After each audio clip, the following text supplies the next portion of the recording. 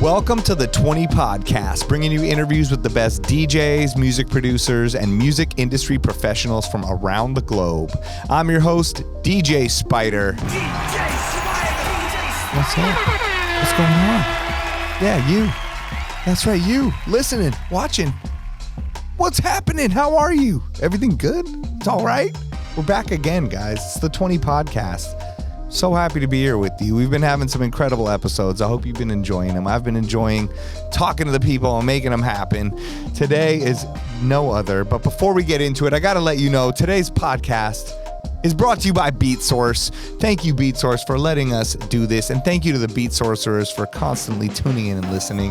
Beatsource link is a thing you need to try, okay? Go on Beatsource.com, check out Beatsource link, and you can DJ from the cloud. You can use our expertly curated playlists. You can use our songs that no other record pools have, our edits, our remixes, our transitions, our acapella outs. We got it all, and you're gonna wanna use it. Go on there, you get a free trial. It's super dope. Check it out, Beatsource. Thank you. Yes. And you guys, thank you for the support, Beatsourcers.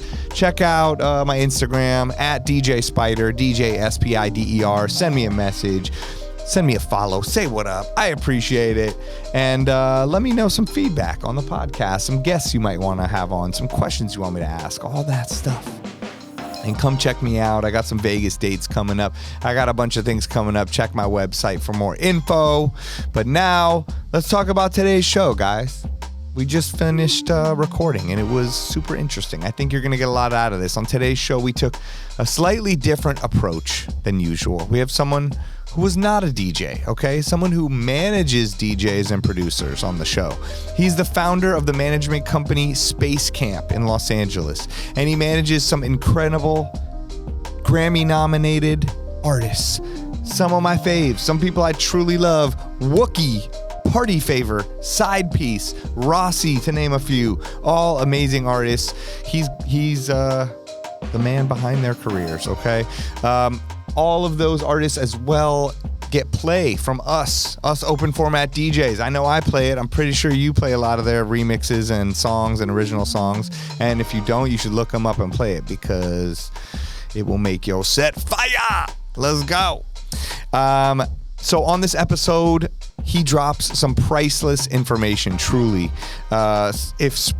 Especially if you're out there trying to move from just being a DJ, which is totally fine if you're quote unquote just a DJ. You know, a lot of people do that. I'm with you. But if you're trying to go from a DJ career to producing and making a career out of it, he has some stuff in this episode that you're really going to get a lot out of. He also has some amazing stories about signing official remixes, a lot of business information, some crazy Coachella stories and experiences you got to hear, a lot of tips and important information on mental health, and all that stuff. I love doing this episode. I think you're going to love listening to it. So please welcome to the show, Ryan Thomas. We're here. Welcome. It's the 20 Podcast, and we are here with Ryan Thomas. Give it up.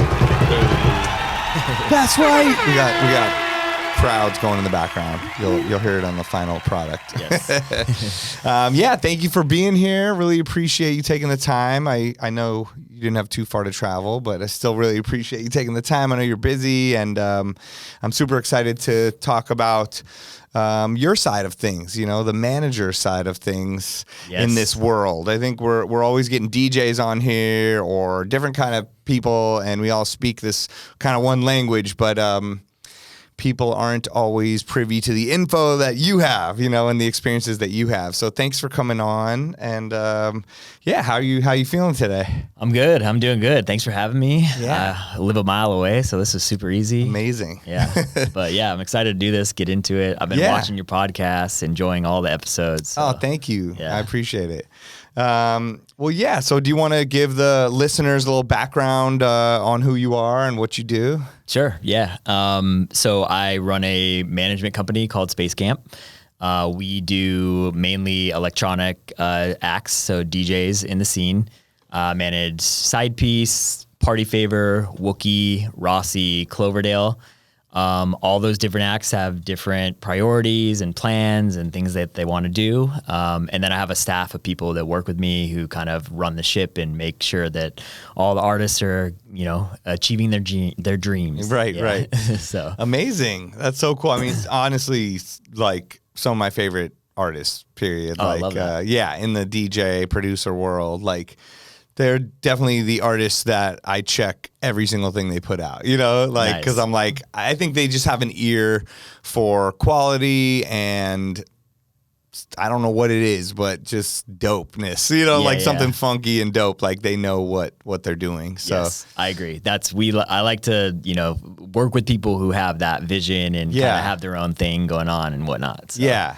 They also just seem like hustlers in a good way, like the kind of people that would really make stuff happen with or without a manager, which probably makes your job easier. And I think is something that is interesting, especially to people that are just starting out in the business. Cause I think a dream of a lot of people are, I need a manager. I need a booking agent, and then it's funny because then if I have that conversation with them, I ask them kind of what they want to do, and then I'll explain to them, maybe you don't need a manager, maybe you don't need maybe you just need to make things happen, and then you'll fall in with the right person, because I think people get ahead of themselves with getting a manager or thinking of what would be done for them. Yep. Rather than them doing it for themselves. I totally agree. At the end of the day, I think the artists they're creating their future, and they are really the brand and the creativity, and they have to drive everything. The manager is really there to kind of help guide the way, help elevate everything that they're already doing. But yeah, I agree. I think a lot of artists are kind of like, as soon as I get a manager, I'm going to blow up and be famous and get all this stuff. And it's like, no, you need to do the real work to like build your fan base and put out the music, and you gotta do the work. I think that's the biggest thing, is like, it's a long-term thing. You're building a career for the next 10, 20 years, hopefully. Right. And it's not just an overnight thing that happens. Sometimes you see that, and I feel like you see people blow up and you're like, they're an overnight success. Right. But you look and they've been doing it for way longer. You just haven't seen them do that until recently. So yeah, I think at the end of the day, you got to put in the work. I think a manager at a certain point kind of comes when the demand is there, right? So like if you are starting to put out music and content online and bookings are starting to come in, there's interest and there starts to be some demand, I think that is where you start to look at like, okay, is it time for a manager to really help me? But before that, like you can't just put out a song, open an Instagram account, get a manager, and then be famous. It just doesn't work that way. You can't? So damn. Yeah, unfortunately not. All right, I'm going to cross it off my list because I had that. Okay, well, that's good to know.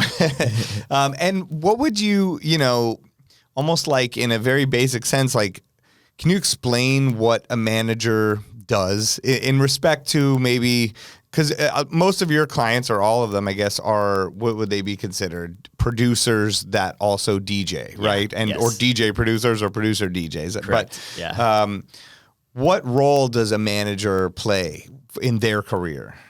I think the best way to look at that is it's really the artist and the manager that are kind of in business together. Like you and the manager are building a career. Right. You're getting on the same page about a vision, where you're going, the planning, all of that. You work very closely with that person. They're basically your partner, right? Yes.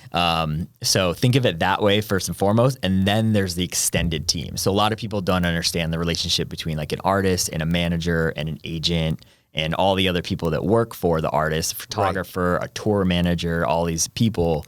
But ultimately, it's manager and artist kind of doing the groundwork, laying the plans out, doing the creative side of things. And then it's the other people around it that handle certain parts of the business. So your agent does your bookings, right? So the live side, anytime you're going to go play live in front of people, they handle all of that. Right. The business manager handles your money, right? You have an attorney who handles your contracts. You have a publicist who handles the PR.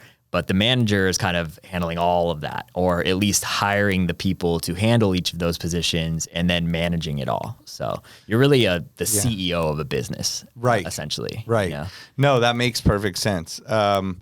And I think that's something that gets confusing to people a little bit too, is that, the manager would then find the right booking agent for you, help you find a tour manager that you want to travel the world with potentially and you get along with and you think does a good job, and the right business manager for your size of business, and the right lawyer that may have the right connections or understand the type of contracts you're going to get into and music you'll be a part of. Absolutely. Yeah.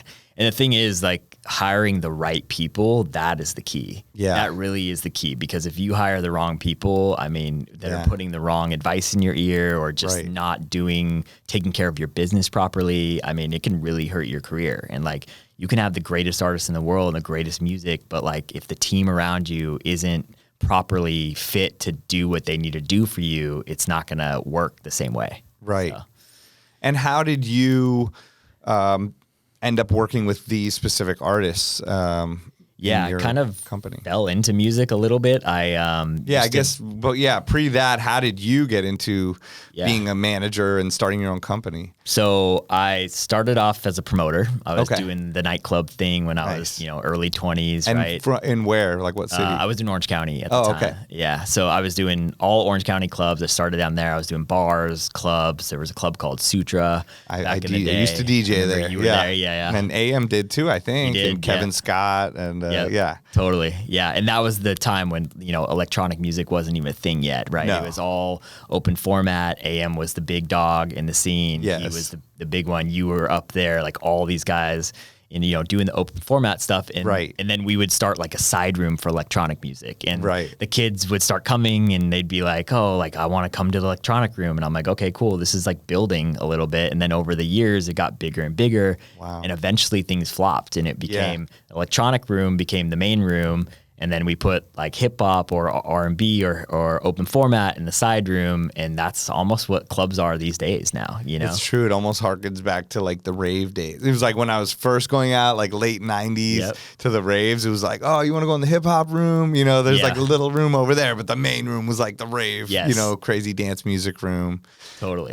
So it's almost like flipped back to that. But now it's become the massive business side of that, where that's what Vegas clubs are based on at this point. You go to Omnia, you're going to see a Calvin Harris or some sort of somebody in the main room. And then you go to the Heart of Omnia and that'll be that's just open format room. Right. Or, open format is basically just hip hop at this point in Vegas. Yeah. Right. It's what they call it. But that's so interesting. Okay, so you went from being a promoter in Orange County and building those rooms, and then where did you go from there? And then from there, so I was doing the promotion thing. I was booking a lot of DJs. I was meeting a lot of artists through that system, working with a lot of different people. Yeah. And it was Party Favor was my very first client. At the time, he was in a group in college, had a different name. It was like him and another buddy. They were just like DJs just getting into producing, right? They were just DJing college parties and their frat house and things like that. And that was down in Orange County too? That was in Orange County at the school with Chapman University. Yep. What was their name? Do you remember? I think it was Soundscape at the time. Yeah. So they were doing their thing, and then I basically started kind of plugging them in some of my clubs and whatnot. And then from there, they graduated college. We were not making money at the time. It was still very much like show up for like $150 for a gig, right? And play the gig. I'm sure you went through that at some point for sure. Early on. And that was kind of what we were doing. And so after college, they both had kind of a decision to make. It's like, do we pursue this DJ thing, or do we go do what we went to school for, right? Or what our parents wanted us to do or whatnot. Yeah. And so they were kind of at a crossroads, and ultimately, Dylan, who is Party Favor now, ended up, really committing to it and wanting to move forward the music. The other half, pursued his career that he was going to college for and what he had planned with his life. And then I started managing Party Favor. We changed the name from Soundscape to Party Favor, and the rest is history. And then, amazing. Kind of all happened from there. That's so cool. And I know Party Favors, I don't know, I didn't know a lot of that stuff. I don't know the whole genesis of it, but I do remember probably the first time I was hearing him was through a Mad Decent Diplo kind of channel things, right? Yeah. Was that some of his first records? Yeah, definitely was. I think one of the first things I think that blew up was like a remix for Showtek called, it was a Booyah song. Yes. I don't know if you remember that song, but of course, yeah. It's just a bootleg remix we put on SoundCloud. Back then, SoundCloud was the thing. It was like you blew up through SoundCloud and through the blogs, right? Right. So we put it on SoundCloud. Everybody started playing it, all the big DJs. That's where Party Favor's name really spread around the world. Right. I think Showtek heard it. They hit us up. We ended up making it an official remix. And then amazing. that was kind of like the start of like this real music thing. And then from there, the Mad Decent stuff came. He made a record. Dylan made a record called Bap You. Yes, Bap You. Which is now, I think, at 50 million streams. And it's been in that like... That's exactly it. Yeah. That's that's it. Was a staple in my set, still is. I had so many different edit remixes of it, or songs that would be one song and then it would build up and that would be the drop. And such a good... I love that track. Yeah, that's still like those weird sounds like still burned into my head, you know. Yeah, that's amazing. I love the melody. Oh yeah, and I love it was because it was also like at the time of like, I don't know, like I think big room EDM had sort of taken over things, and as an open format DJ, you know, you were like trying to find your way to like play music but still feel genuine and feel like you knew what you were doing the right thing. And for that to come out, you're like, whoa, is this mix of hip hop music, the sounds of big room EDM, slowed down to 100 BPMs, you know, the tempo of hip hop, a hip hop drum beat, but then this crazy other thing gave you the energy where you could still play it in Vegas and have a big cryo hit, you know, but also scratch over it and use it in a Red Bull 3 style routine, or, you know, do something. So it was just a very fresh sound, and I think there wasn't that many people doing it yet. And then it became ultimate saturated. You know, Party Favor seems like he has a knack for getting on stuff a bit early, you know, having an ear to do it maybe even a year or two before. And then it seems like everybody's doing it, you know, from even the side piece stuff and a lot of his early stuff, you know. Yeah, no, he's definitely paved the way for the sound, for sure. Because the twerk stuff got very played out, I think, you know, for certain things. But then there's these certain ones that just I still play that still work in my sets and are very good. And he's one of them. Love that. Yeah. So that song was literally pitched to Mad Decent. Okay. I want to say it was Benzie. I don't know if you know Benzie. Oh yeah, I think Benzie. Good friends with Benzie. Just saw him. Yeah. Okay, yeah. So I think Benzie was the one who was like, "Yo, we need to take this record to Mad Decent," or he showed it to him. He might have been A&Ring for them or something at the time. I'm not sure. Yeah, and he was in Twerk too, because he was doing his own stuff with Eccentric, and they had that group Twerk, and they had a few tracks. Because I remember I'd mix them with the Party Favor stuff. Yeah, it was right around that same time. Yeah, totally. And then Mad Decent was kind of the first one to really get behind us as like a legit label. Obviously that's Diplo's label. So he was a big supporter in the beginning. We put out Bap You, it blew up. It got like a TV commercial, then it got a movie, then it's been in, I don't know, 20 different movies, 20 different commercials now. It's incredible. Like, it's crazy. And it's still getting synced. Like it's 8 years old and we're still getting sync requests every like month or two. It, you know, that's great. It's crazy. But yeah, that was kind of the big song that popped Party Favor off in the beginning. Wow. And from there we did a bunch more with Mad Decent, you know. Diplo is definitely, you know, helping us a lot in the beginning. And then we just kept going from there. That's incredible. So cool to hear, you know, the genesis story of him. And I think, you know, it's like you said, you just make something, it's like we were saying, like make something high quality and just put the right amount of work into it, you know. Right. And I feel like he probably makes stuff that he would want to hear and play too. So that's why it comes out so good. Totally. Yeah. That's incredible. So that was the beginning of you being a manager and learning how to sort of be a manager in that game. Yep. And then how did it progress from there to getting other artists and then starting your own company, Space Camp? Yeah, so I was still doing the promotion thing at the time when I first started with Party Favor. We obviously like had to build. We weren't making enough money to just survive on Party Favor alone, you know. Eventually we got an agent. We started booking gigs. That's where the money really started coming.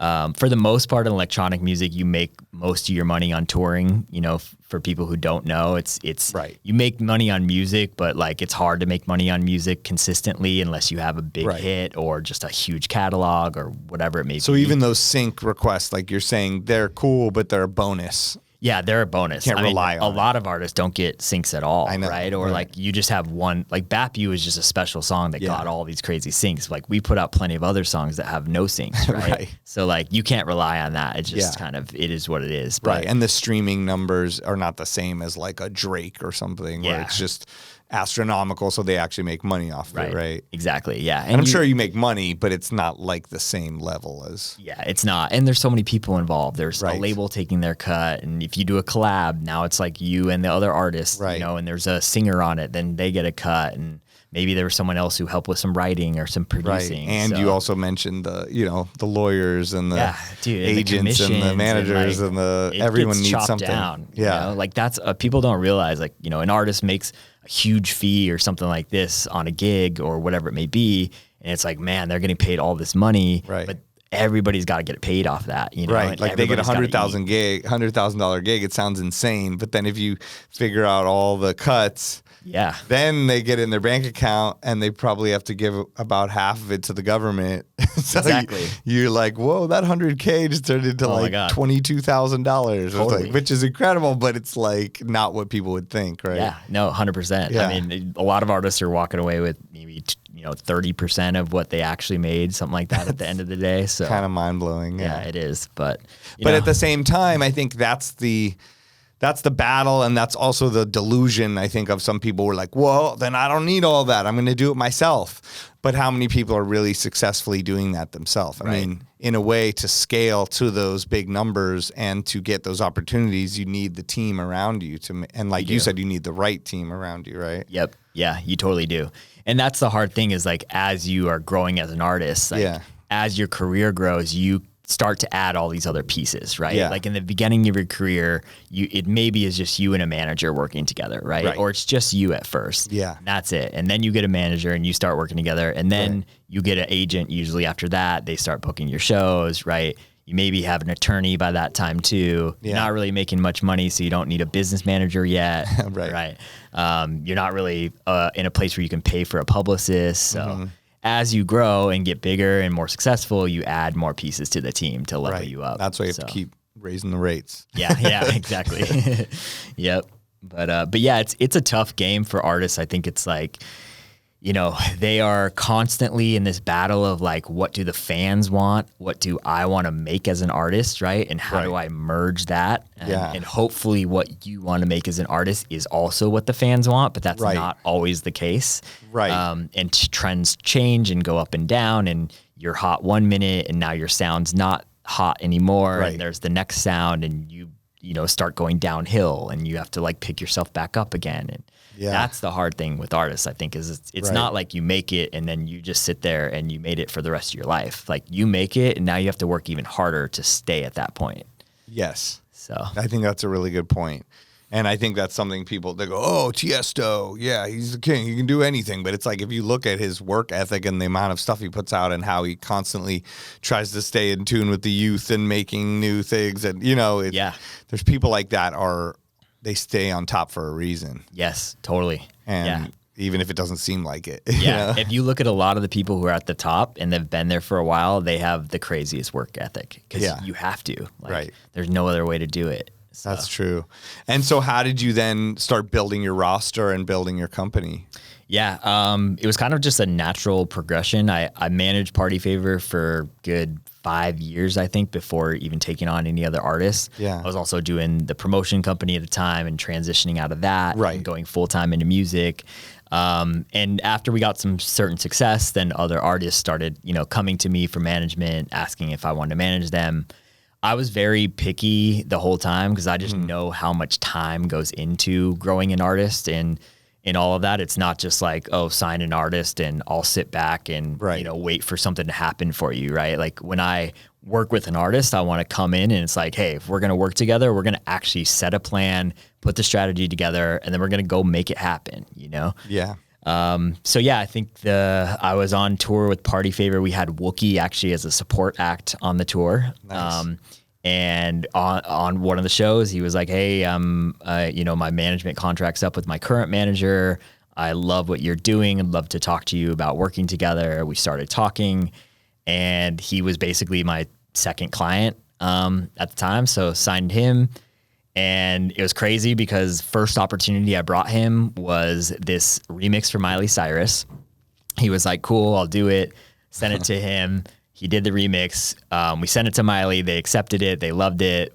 We put it out, right? And like a month later, we get a ping that we got Grammy nominated for the remix. I can't believe it happened that fast. It was so fast. That normally does not happen. That's a very rare case. How do you get nominated that quickly? I mean, it was just kind of the timing, I think, of like the remix came out and then nominations were happening pretty quick after or something. What a story. That's amazing. What song is it? It was Mother's Daughter by Miley Cyrus. Okay. So, yeah. And he got nominated for Best Remix of the Year. And that's so cool. Yeah. He didn't win, unfortunately, but it still was huge really cool. Acknowledgement and accomplishment. Yeah. We got to go to the Grammys and walk the red carpet and all that. Wow. When was this?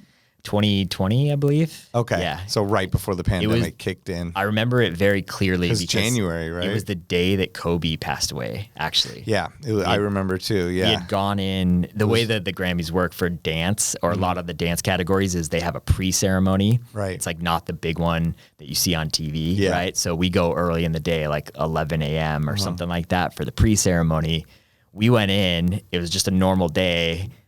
We walk outside and the news had broken that Kobe had just passed away. We were at Staples Center, which is Kobe's home, right? Oh, wow. Yeah.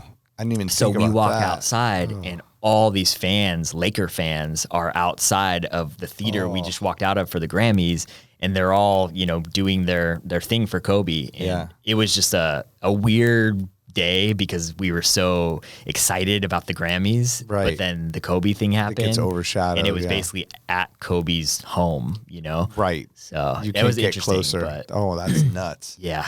Wow. Yeah, I remember I was at Sundance Film Festival and I had like a gig that night and we had just got up or something and like put on the TV and I was like, what? This can't be real. I know. It didn't feel real at all, like when it happened. It's my crazy. God. Well, wow, what a story though about Wuki and Miley Cyrus. That's amazing. Yeah. So good start to your guys' relationship. Yep. Seems like it solidified things really quick. It did. Yeah. And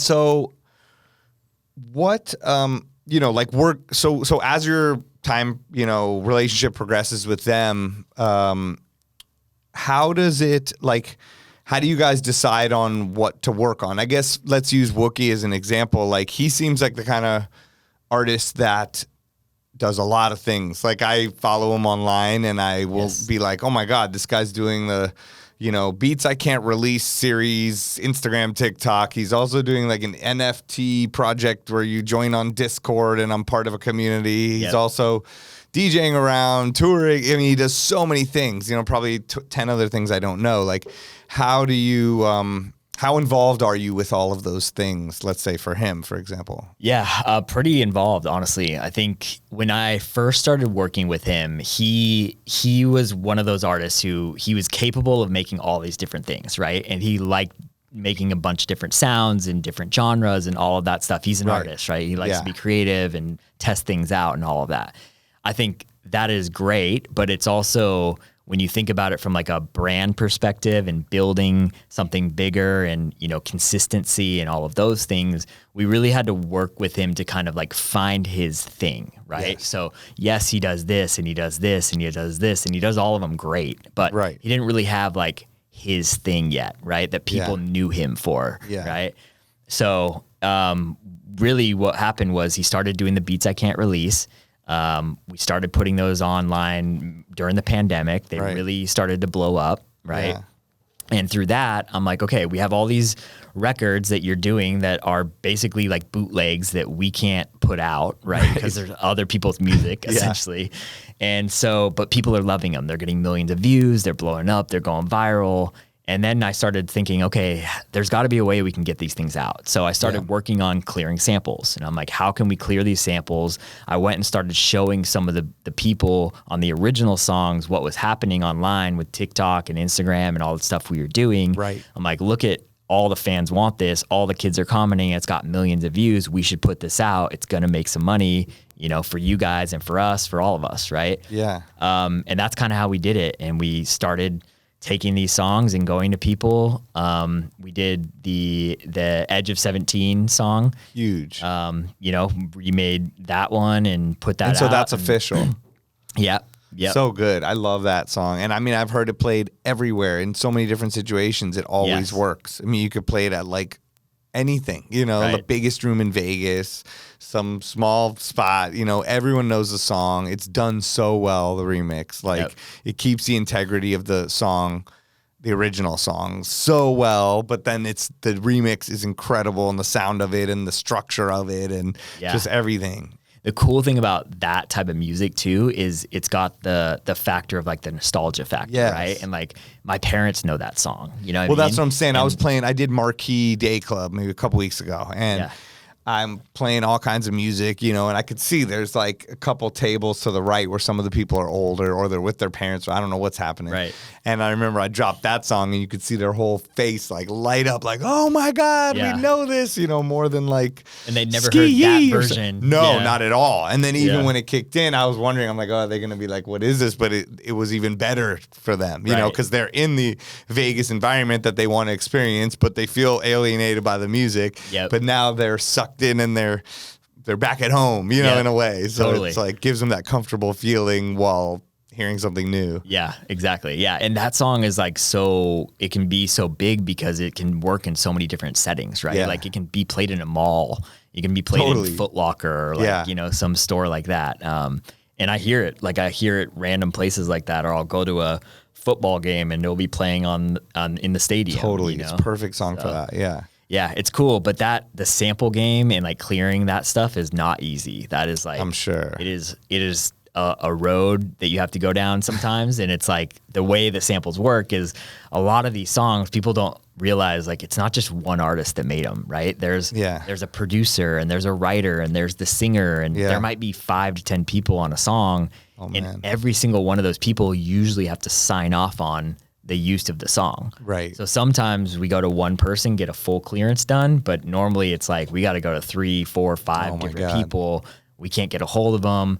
They're, you know, they haven't been in music for 30 years because we're doing an old song. It's like all these things that happen. Oh my God. Yeah. But I saw you just did the Motown one, My Girl, right? Yes, that's a big one. Yeah. I think that'll probably be even bigger than Edge of 17, but I mean, I think it's going to be huge because it's the same, you know, he keeps the integrity of it. And even weirdly enough, like the way he used the side chaining of like the voice, like almost sounds natural, but it's dance music. Like it's like my girl, and like the way it like flows, like it's like so perfect. It's crazy. It almost makes the bass line like, I don't know. I've been at home messing around a bit with it and figuring out some songs it goes with, and sometimes it goes so perfectly. I'm like, oh, I love this. Amazing. And I could see that being played everywhere because I mean that's even more universal. Who doesn't like a Motown song on the planet Earth? I mean, I think. And then, because, you know, even Edge of 17, some people are like, oh, that's rock. I don't know about that. You know, so this is everything, you know, and the way he did it and all that. So I just know, I saw on his Instagram, yesterday or the day before, he was like, it's official. Yeah. You know. We dropped the video today. This morning, like a couple hours ago. Oh, amazing. Yeah. Oh, I got to check it out. Yeah, it's pretty good. Cool. It's funny. I'm so glad that it's all working like that for him, you know, and that you're able to do that. And that shows that, you know, your power as a manager, you know, to help him bring this thing to fruition and make something that even seems impossible possible. Yeah. I think that was the thing. The way I looked at it was like, we had a decision to make. We were like, all right, we can either do what you do already, right? Try to lean into these things that you're doing, these edits and whatnot. You're so good at them. Yeah. Or we can try to just go a different route and just do original music and do what everybody else is doing. Right. And I was like, that's just not authentic to you, right? Like you like doing this is your thing. Like let's just lean into it, right? Yeah. And so that's what we did and it worked out. Right. And we've done 3 big songs now in a row that have been like sample based. So what was it? Edge of 17, My Girl, and what was the other one? In between that was To Be Real. So with good. Meat Boss. I mean, I love that. I play it everywhere all the time. And I see DJs playing it. I see like Chami, like everyone. Like every time you post a clip of their set, it's like, to be real.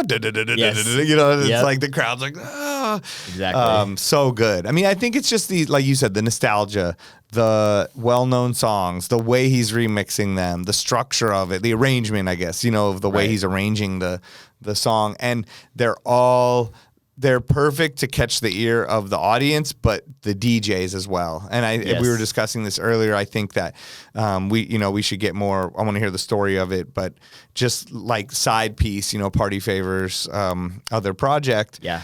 The On My Mind song, I was saying how it just instantly gravitated to DJs. It was the kind of song you heard your friend play, you heard someone play on Instagram, and you're like, I need that. Where do I get it? Instant Shazam. What is this? And then I'm going to make my own edit, and I can do so much stuff with it. And I think having those songs that gravitate to the DJs, which is, what we talk about on here all the time, like, I think that's such a big help to spread it everywhere, right? I mean, totally. Beyond. That's a big part of the strategy, especially in our world and electronic music and whatnot, is really getting it to the DJs.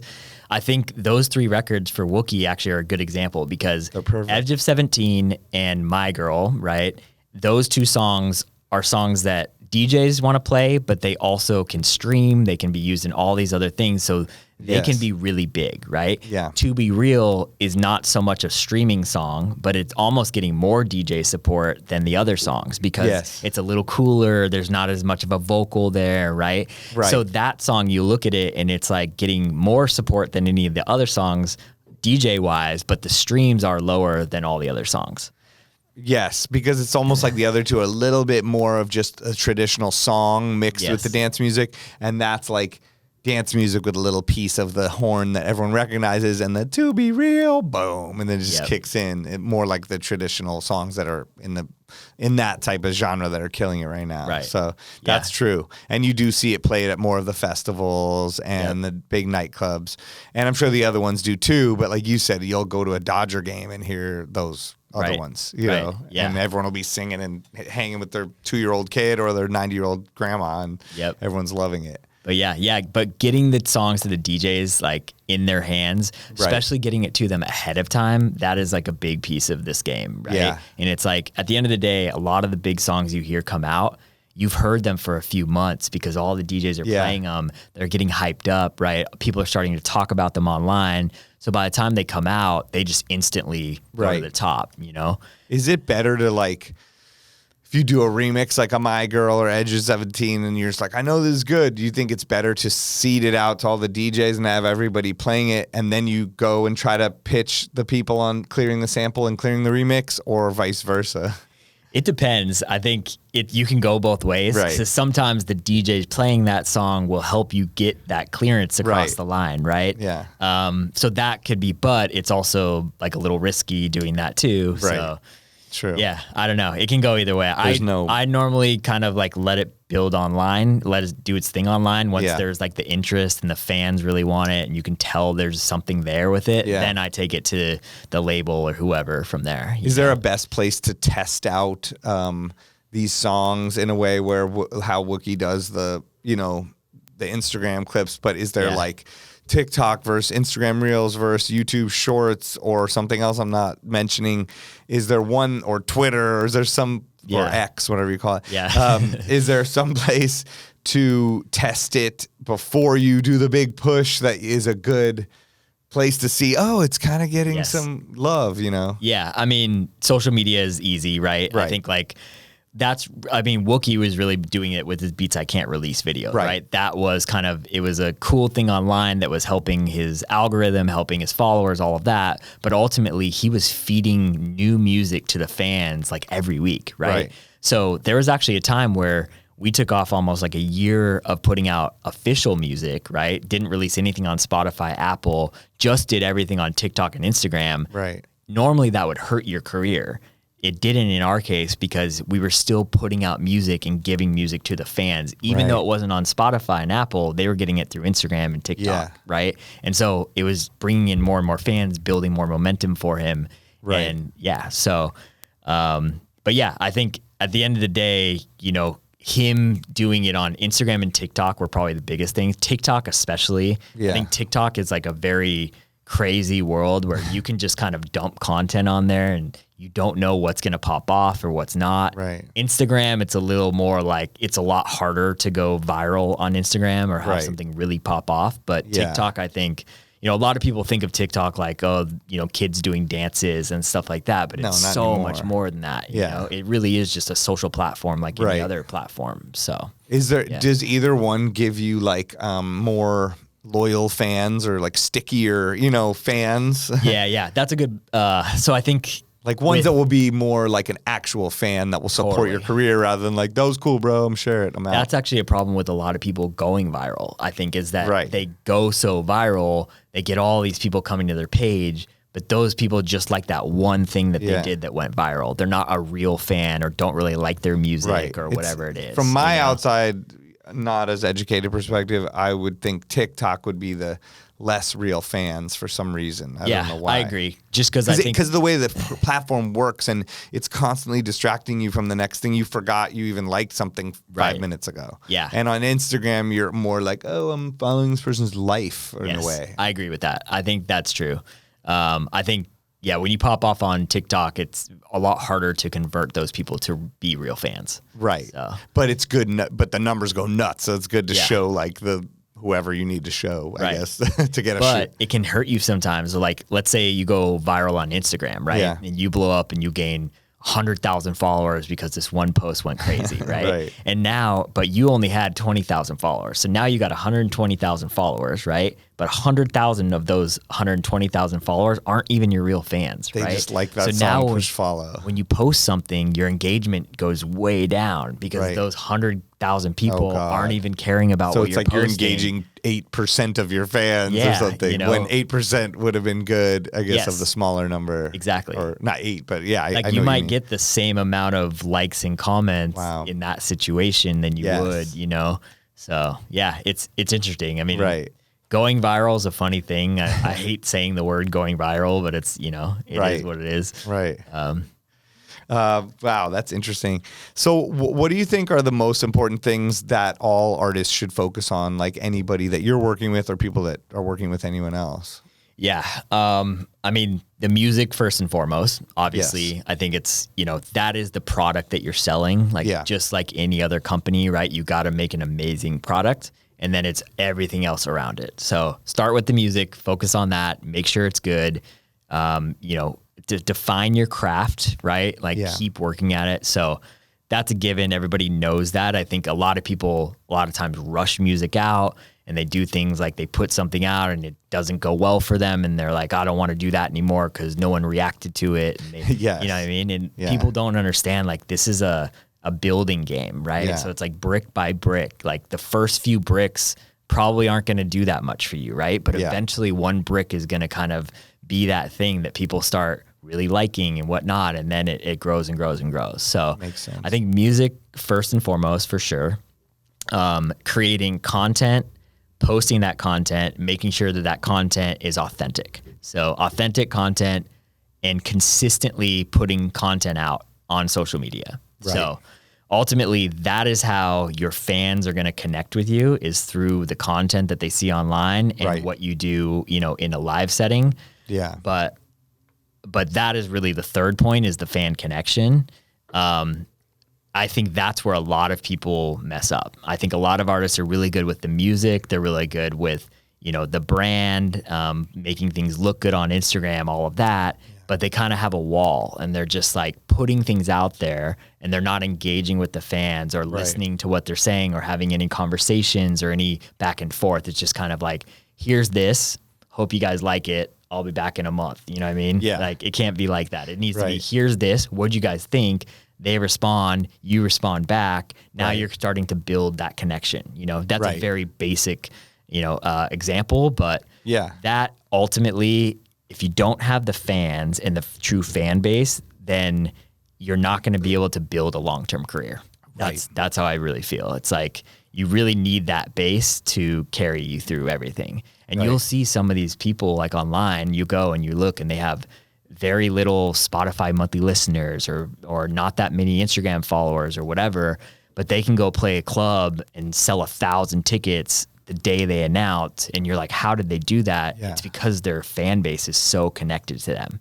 Right. So, and I guess there's different ways to build that, but nowadays social media is a good step. And then until you figure out other ways to, are there other ways to interact with the fans or have that back and forth besides if you're not in comments on social media? Yeah, I mean, that's all you have until you're touring and able to get out in front of them. And then do meet and greets and do special things in person and things that they'll remember or things that will happen in person that may go viral. Or I know we're a big part of it is just making them feel like they're part of the journey, right? Like it's not just here I'm doing this. Hopefully you guys love it, right? It's like, hey, I'm doing this. Like, I want to hear what you guys think about it, and I want you to be part of what we're building. Right. They want to feel like people like us like things like this or something, right? Like that kind of thing. Like, you're part of this. I'm part of this. We're all part of this. And they have to be the sort of band leader of whatever this is, you know, and whether it's songs we can't release or whatever, you know, type of thing. That makes sense. That's interesting. And it's building the community and it's even with as much as people were making fun of NFTs and crypto and metaverse, there are a lot of smart elements of it. And I still do think all that stuff will get big. I mean, I don't know about every NFT ever, but like the community element. But I think the community element is the smart thing. And that's why Twitch, Discord, live streaming, all these things, TikTok, live streaming, all these things work because it's the people finding each other, you know, to all be together and then having the thing that they look to, whether it's a rapper or a DJ or, you know. That kind of thing. No, it makes it like, hey, we all like the same thing, right? So that creates connection between the fans. And when the fans feel connected with each other, then that even strengthens the connection with the artist even more. Right. So, but I think another, besides just engaging with them, I think the other point is artists a lot of times are putting out stuff as if they're the artist, right? It's like, hey, here's my tour, here's my song, here's, a cool photo of me doing this or whatever. Yeah.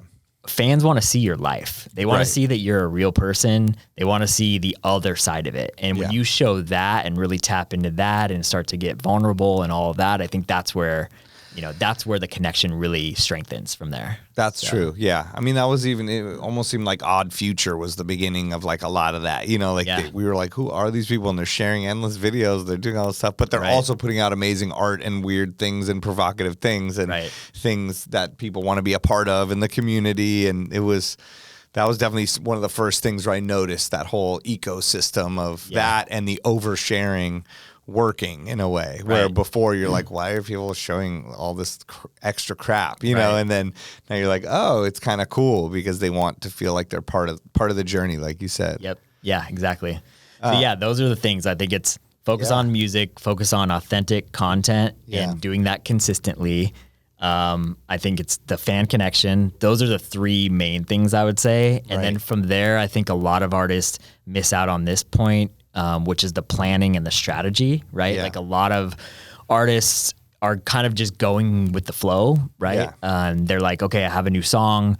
I'm going to put it out, right? Yeah. And then I'm going to see what happens from there. And there's no real plan. It's hard to plan early in your career because you kind of do have to just do that and put things out. But eventually you need to have a plan and a strategy to really do this game the right way. And it's like, once one song comes out, it's like we have something lined up to come out next. But we also are looking at it being like, we might need to adjust this plan, right? And if this song blows up, then maybe we aren't going to put out another song for a little while. We're going to let that song do its thing. Right. So there's all those different things. Right. That's where a manager can come help you give advice and create the plan and bring in the right people or take out the wrong people or whatever it is. Totally. That's interesting. And so what does it mean for an artist to have a vision? I know you mentioned that to me before. I think having a vision is really just kind of, knowing a good idea of where you want to go and where you see yourself in the future, whether that is a month from now, a year from now, 10 years from now, 20 years, whatever it is, right? And I think a lot of artists, like I said, are really just kind of going through the motions and going with the flow, and they're not necessarily always following that vision that they have. Maybe because they don't fully believe that they can achieve it, or whatever those reasons are. But a vision can be as simple as like, all right, this weekend I'm gonna go and do these things this weekend, right? In your head, you're like, I'm picturing myself this weekend going and playing golf with my friends and going to the movies with my wife and, whatever it may be. That's just a very small part of it, right? But you're kind of like, okay, I'm going to do these things. I'm going to do this on Saturday, right? And then maybe something comes into play where you're like, to get this vision done, I need to, get over this hurdle, right? So then you got to figure out the strategy. What's the strategy to get over the hurdle, right? And it could be as simple as like, oh, I want to hit up my boys to go golfing on Saturday.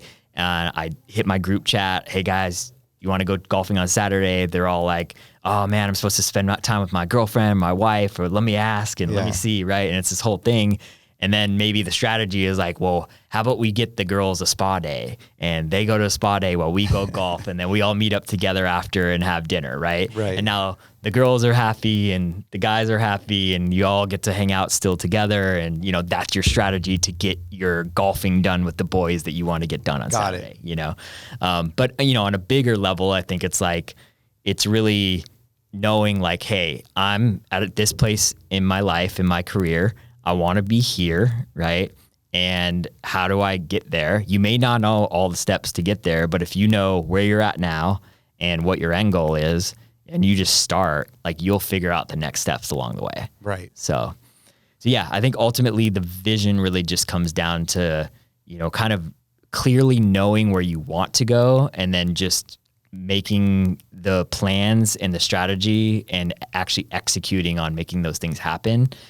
And the vision can change, right? Like what you envision now, 5 years from now might not be the same, because all these things in life happen, right? And it changes your outlook on things and what you wanted and all of that. So, like we were talking earlier, I'm getting ready to have a baby in 2 months, right? Congrats. Thank you. And, I love cars, right? I love my sports cars and things like that. And now I'm kind of thinking like my next car purchase, I'm not thinking cool and get something that's this and this. I'm thinking, what's the safest car out there, you know, and what's going to be easy to get my kid in? Do I need to get a minivan with a sliding door and, all those things? So, but I was never thinking for everyone about out there, he showed me this Toyota minivan that is like over 150 grand and has a sliding door, but it's also super dope looking. It's really cool. It's basically an SUV with a sliding door, like a minivan. Pretty incredible. It's crazy. Yeah. The minivan game's about to change, y'all. That's right. That's amazing. Okay. That makes a lot of sense. I think that's really important. And I think we discussed a little bit with finding your sound, but do you want to expand on that as well? I mean, how important is it for an artist to find their sound, to stick with the sound, and do you have to keep that sound forever, or is there just a time period, or how does that work? Yeah. So, I mean, finding the sound, you hear a lot of people talk about that. I think a lot of artists sometimes are like, how do I find my sound? What does that mean? Like Wuki. I mean, he obviously is good at everything, like you said. Right. So his sound was, when I first started working with him, he didn't have a sound, right? He was doing this and all these different genres and all of that. And so then we really started, working on the brand and the music, and like I said, just leaning into really what was working for him, right? And at the end of the day, it was like, hey, this is working for you. Do you also enjoy doing this as an artist? Are you proud of this work and this genre that you're making, or whatever direction we're going? And if you're happy and motivated with that direction and it seems to be working and the fans are liking it and all of that, then let's go that direction, right? So, but I think ultimately a lot of artists, they're capable of making all kinds of stuff, right? There's a lot of great producers and DJs out there who can do all types of different things, but to have a long-lasting career and to really build a brand, you need to narrow your focus down and really have a sound, And so that's really just a focused sound that's within some sort of genre. Whether or not those parameters or how wide those go, it's up for debate. But ultimately, it's consistency with the music and the sound, because when a fan hears something and they like you for this one song, they want to come back to the next song you put out and have it be similar to what they liked before, right? And that's not to say that you need to keep making the same song or anything. You obviously be creative and make different stuff, but ultimately it can't be all over the place for you to build a brand. Right. Now, that being said, I think there's also like time and moments in time and timing and things going up and down and getting hot and cold and all of that too, right? So like as an artist, you might, be on this certain sound that's really hot for a moment, especially in electronic music, this happens, right? And you kind of become the king of that sound, get really big, but now that sound starts to go away and there's a new sound. Like right now, house music is definitely the thing that's taken over electronic music, right? And you see all these people, doing house now. And a lot of the other genres like trap or whatever it may be are not as popular anymore, right? But eventually house is going to probably not be as hyped as it is. Trap's probably going to come back and be hyped again, right? And everything goes in waves. So you kind of just have to go with what, the market is feeling and how like the industry looks at things, but also like what you want as an artist. But ultimately I think try not to be all over the place and try to have a more focused sound. It's almost like when you're DJing and you like an open format, from an open format DJ perspective, but it's almost like when you're DJing and you're reading the crowd and you're trying to get them to trust you. You hit them with a lot of stuff where they start to feel comfortable and dancing, having fun. Then halfway through, you can switch it up because they already trust you. But if you did the crazy stuff in the beginning, they might just walk away and be done. Or they hear one thing and then go, oh, this sucks. And it's almost like being an artist, like, Skrillex, obviously he's one of a kind and there's different people, but I feel like he was a dubstep person, or he had the categorized, he was pigeonholed into one thing. But then you get everyone to trust you on just your sound of just quality and good, dope, whatever, something that's good quality and really dope. And they trust you and they feel part of the community. But getting them to trust you that you make dope stuff. So then you can start changing the genres and they still know you do dope stuff. And even with Party Favor, where it's like, okay, all his stuff is this BPM, this stuff.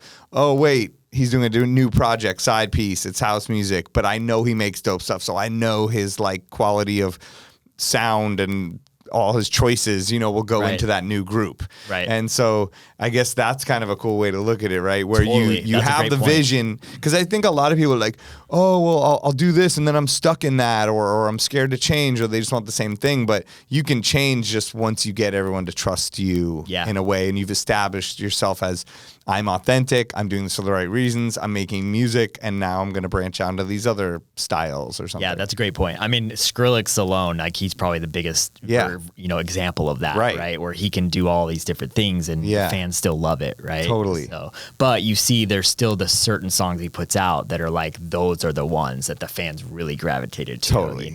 So even when it'll come out totally. I know what you're saying. But you got to earn your stripes to get to that point.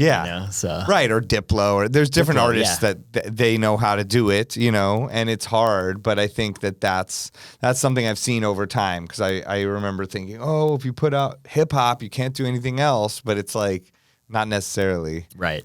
Yeah. Oh, that's interesting. So what about like things that artists and managers struggle with?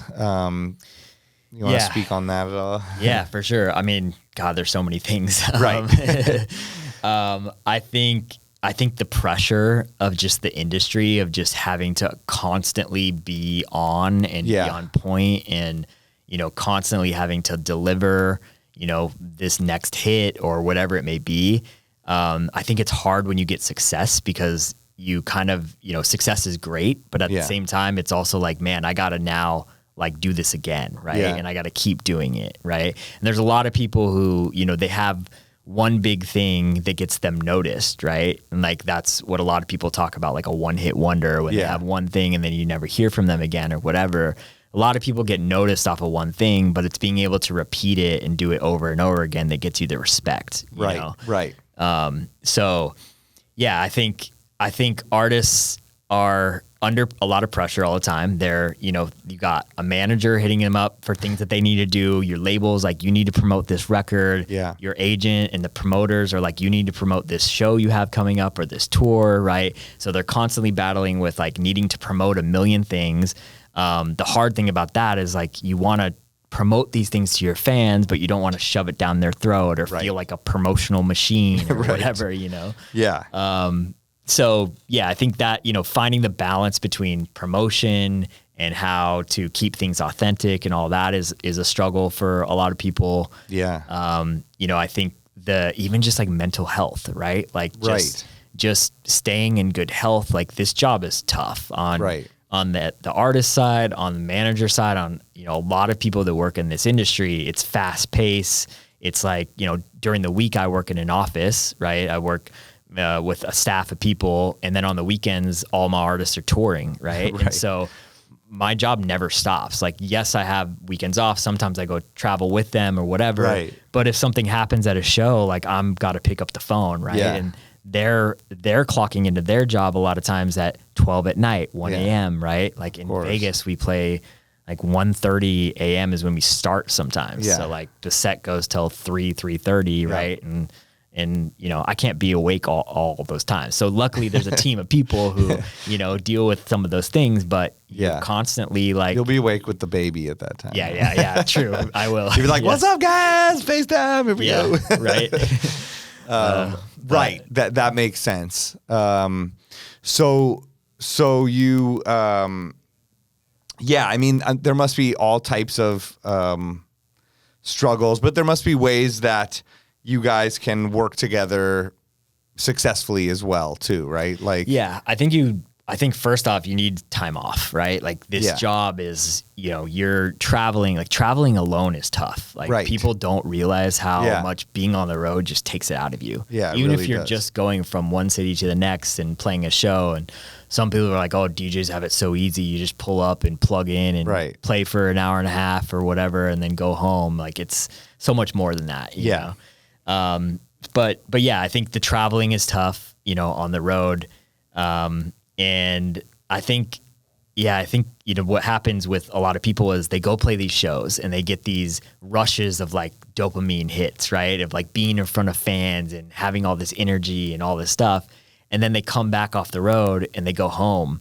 And now they're just like sitting at home working on music or whatever. Yeah. And it's going from like this crazy place where you're in front of thousands of people and all these eyes on you and the spotlight and, all this energy to going back home to the complete opposite. And sometimes it's just you, if you're not married or have a girlfriend or a roommate, like you're just in your home and you're like, man, I just came off playing for like 50,000 people and now I'm just alone, you know?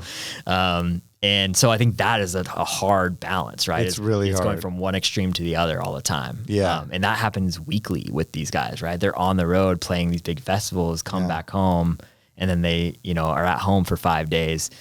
So to me, it's really just, you got to be healthy, right? Yeah. Like you can't be a DJ that's drinking every night, doing drugs. Like a lot of people think like, oh, that's the cool thing to do. Like go try that for 6 months and then tell me if you can sustain that, you know? It's like, and I hope you're alive after. Yeah, for real. Like seriously. Wow. Like a lot of the biggest artists are super healthy. Yeah. Like they eat very healthy. They work out every day, all these different things. And you kind of have to be at this level, Yeah. If you look at some of the biggest entrepreneurs, like their health is so dialed in, It's true. So like eating good, eating clean, is really good. It helps with just like stress, anxiety, brain fog, all these different things, right? That's a simple one, but it's hard because you're tempted with all these things, especially on the road. It's hard to eat good. Oh yeah, you go to Vegas, they're like, where do you want to eat? We got the craziest stuff ever. Yeah, exactly.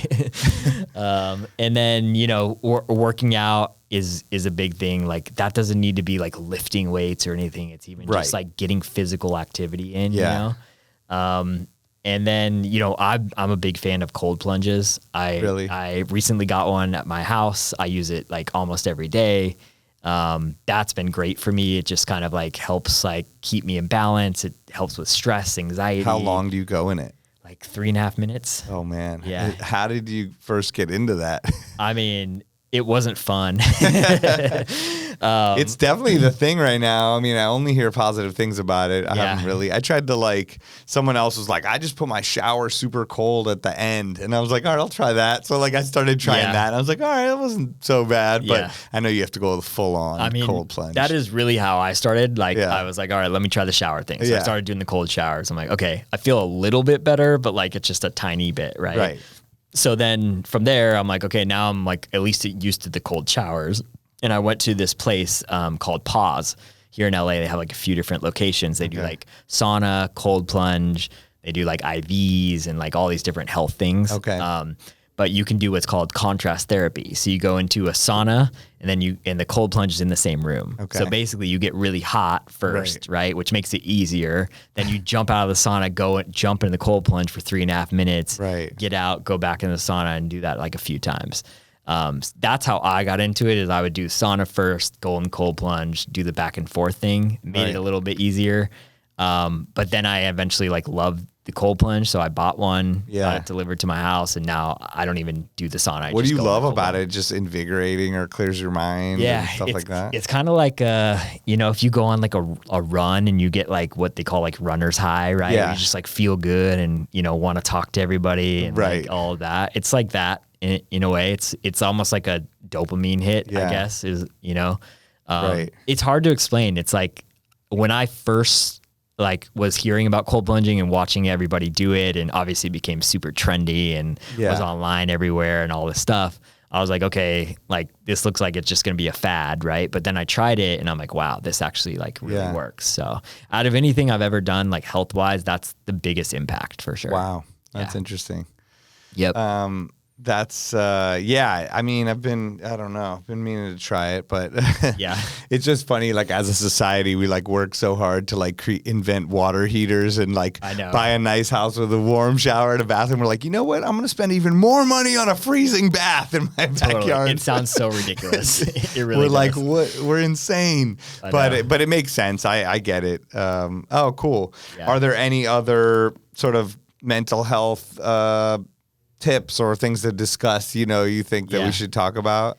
I think a lot of artists get like very depleted with their vitamins and minerals and things like that because they're on the road, they're stressed, right? There's all these things happening. Right. And so I think keeping those in check is really important. A lot of people don't think about that at all, right? Right. Like I think half of America is like magnesium deficient, for example, right? So like getting more magnesium in your body, just little like supplements, like a daily supplement, like a vitamin, daily vitamin, things like that are simple. Right. But really just keeping up with all of that. Like I have a little thing on my counter. I have like magnesium. I have my, daily vitamins. I have my probiotic. I have like some other stuff. And that's kind of my routine, Yeah. So I think doing that, I do IVs every once in a while. I go like once a month and get an IV just to kind of keep me feeling good. But ultimately, that's what it's about for me. If I feel good and I'm feeling good, then my work is going to be better and everything I do is going to be better. So I actually focus on that a lot now. Right. I used to kind of just put it to the side and be like, I got to do other work, right? But I'm like, this work will be way better if I put this work in first. Yeah. Yeah, and I think, like you said, it's really hard. I've described it before as like, you're going light speed almost and then immediately stop, you're out, I'll be out for a week doing gigs nonstop and then I'm back home and it's such a contrast. It's insane, like you said. So it messes with your brain. It messes with everything. It messes with like, what should you be doing? What should you work? How should you feel? Everything. It's so hard. And there's so many ups and downs. We can get rejected, songs can get rejected, songs can get picked up, gigs, residencies, all types of things. There can be so many ups and downs, and the patience that you have to have before you get these big shows, or you get to go on that tour, you get to make the song with someone. And so it can feel like your life's on hold or on pause, or, and the money too can go up and down so drastically, I'm sure, especially we're at the mercy of things like pandemics or whatever it is, you know? Yeah. So yeah, it's there. All of those things play into, I think, the mental health of a DJ, an artist, and anyone, but especially DJs and artists. It's hard to control that and to stay grounded in a way. Right, and just social media just makes it worse these days. So much worse because, of course, you're gonna pick up your phone, look at it, and see only the coolest, best things ever, because that's all anyone's gonna post about. They're not like boring day, hanging out, trying to fix my cold plunge, it's broken. It's like exactly. They're not gonna post any of those things. Like it's only gonna be like, get ready, New Year's Eve coming up on the moon, and you're like, what? How'd they get booked on the moon? It's like, and then you're calling you and complaining. Right, exactly. And you're like, no, they're not really booked on the moon. It's I know it must be. I think those are all good points, and I think if you go back and listen to all the stuff we talked about, I mean, all of those play such a huge role in being successful as an artist, and just getting you to one point of it, and then a lot of the other stuff is who knows, just luck mixed with hard work, mixed with all opportunities and patience and all that stuff, right? Yep, totally. Yeah, I mean, look, like a lot of artists get lucky too. Like that is definitely a part of this game. We've got lucky, throughout the career. Right. The luck doesn't come just because it comes, right? The luck comes because of things that we've done before to kind of almost create that luck in a way, Yes. But ultimately, like, things happen. You never know what's going to happen. Like, one thing could pop off on TikTok one day and your life could change, Like, it's kind of crazy. Like, the world we live in is cool because that's what I like about music is there's no ceiling to what we do, right? Like, a lot of other jobs, you go in, you work your 9 to 5, you have your set salary. Totally. It's like, you know what you're going to make, right? You're comfortable. And that's great. Like, a lot of people love that, that security and whatnot. I'm driven more by the being unsecure, right? And in terms of just like, you don't know what's going to happen, right? But that makes me have to work that much harder, right? I know any day this could all fall down, but I want to keep working so that I make sure that doesn't happen. Right. So, what advice would you give someone that, let's say, blew up on TikTok or Instagram or whatever, went viral off a video or a series of videos, but then they're like, I need a manager or a booking agent. Like, what do they do? Like, and they're in the Midwest. They're somewhere they're not in LA. They can't just go out at night and meet somebody. Like, what should they do? Should they be reaching out to people or waiting for someone to reach out to them? It's such a hard it's thing, hard, right? It's hard to say. Like, in those situations, it's like you got to look at it like, did this thing pop off because it's like actually a good product or a good song, or did it pop off because this random thing, right? Like, some celebrity used it on their account and it popped off that way, right? But if you keep recreating it, maybe you have something. Right. So, like, you never really know. I think there's, that is a good point. There's a lot of people right now who are in this middle ground where they are almost like an influencer first, right? And like a social media person first. And that's how they kind of have a following. And then they got into music after that, right?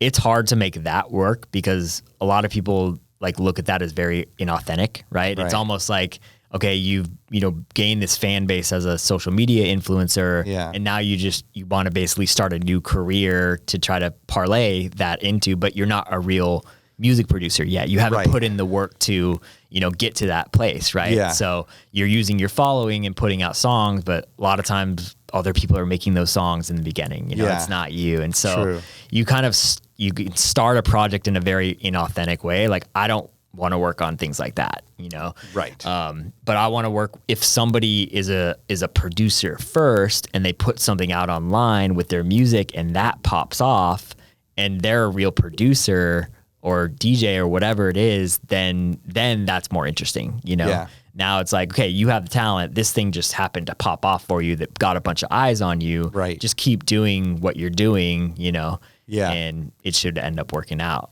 Right. The right people will probably find you and reach out to you, and you'll figure out the right person to connect with.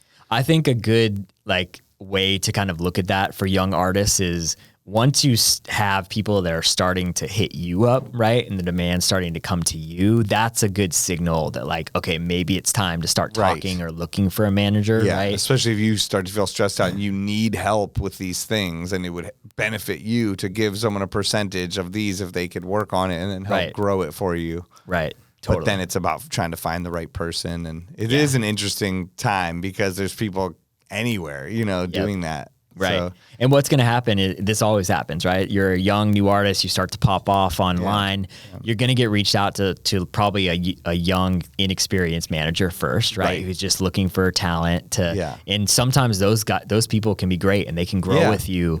But a lot of times like they also don't know what they're doing. Right.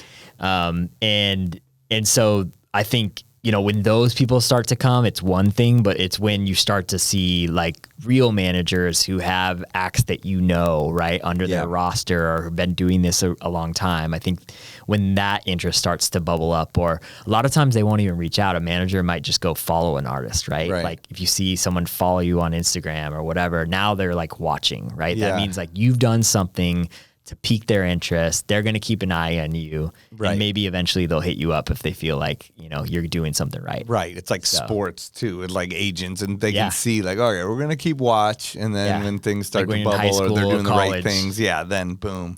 Totally. The people start hitting you up. Well, what about like, I know we were talking about remixes, and you work with Party Favor and Nitty, who have the group SIDEPIECE. Yep. And I know you co-manage them. You're mentioning too, which is probably an interesting situation too, to work with two managers, one group. Yes, yeah, it is. But what I know that they had a remix for a Millie, Lil Wayne, which super dope. I heard the remix. I saw when they came out with it. I was wondering if it was official.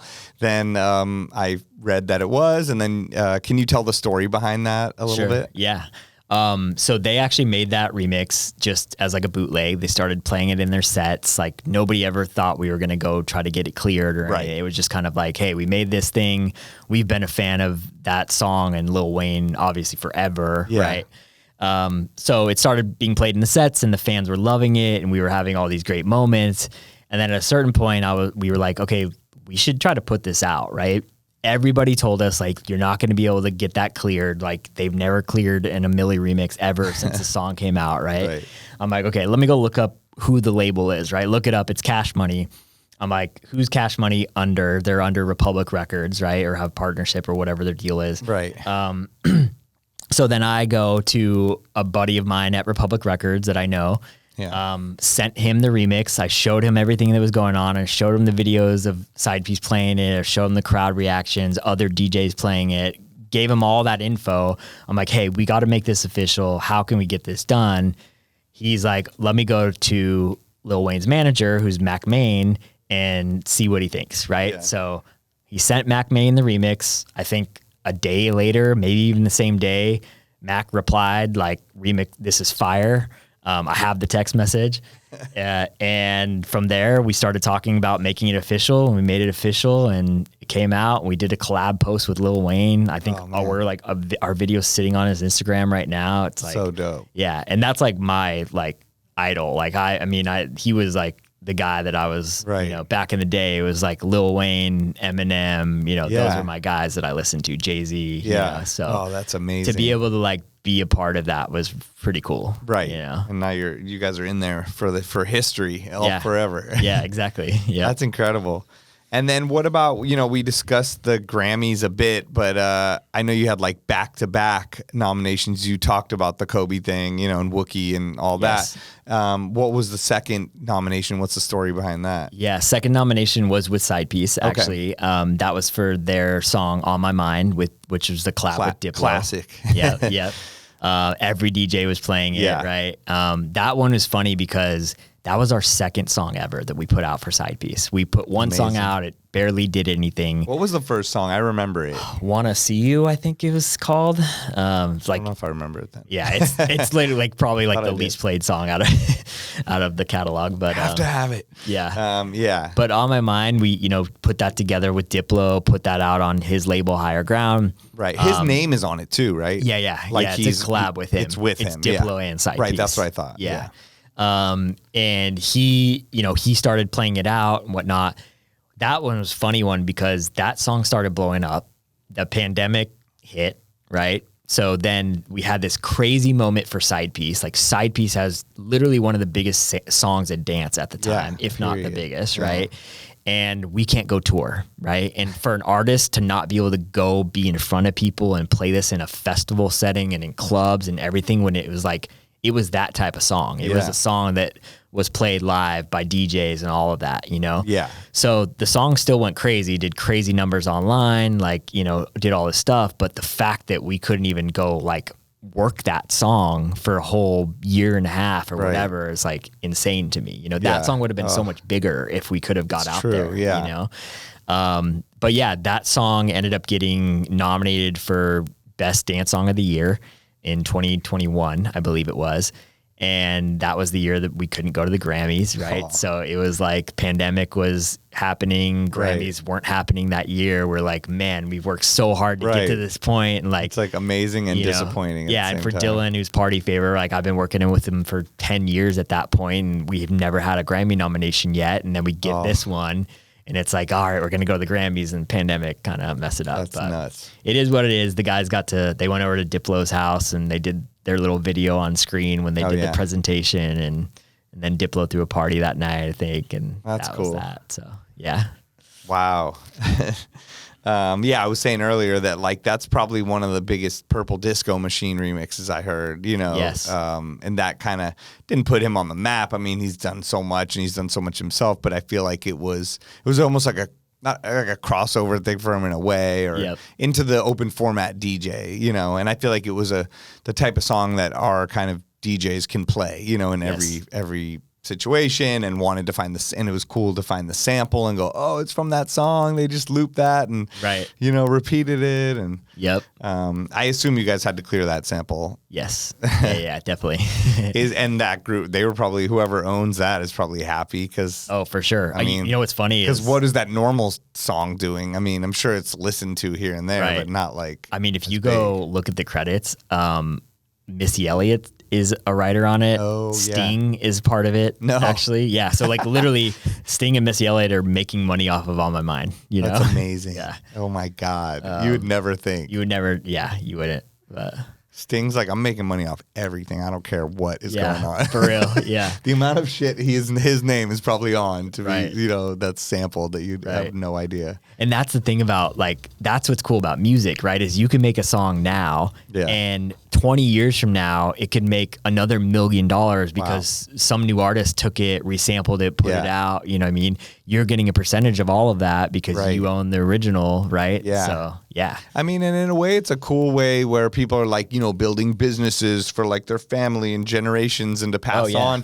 That's what you're doing with music. You're creating these things that live on almost in a business sense, and you can pass on to your family, and like, totally. You never know what's going to happen to them, and there's probably hip hop artists now that from 30 years ago, their songs are blowing up again, or they're being used a ton for this 50th anniversary stuff and remixed. And even Lil Wayne song, I think it's a classic song, but maybe it didn't have as much of a life, and so for them to be like, oh, look at this, we're in a whole new world with the people listening to it might have been 5 years old when it came out, listening to your guys' remix. Right, totally, yeah.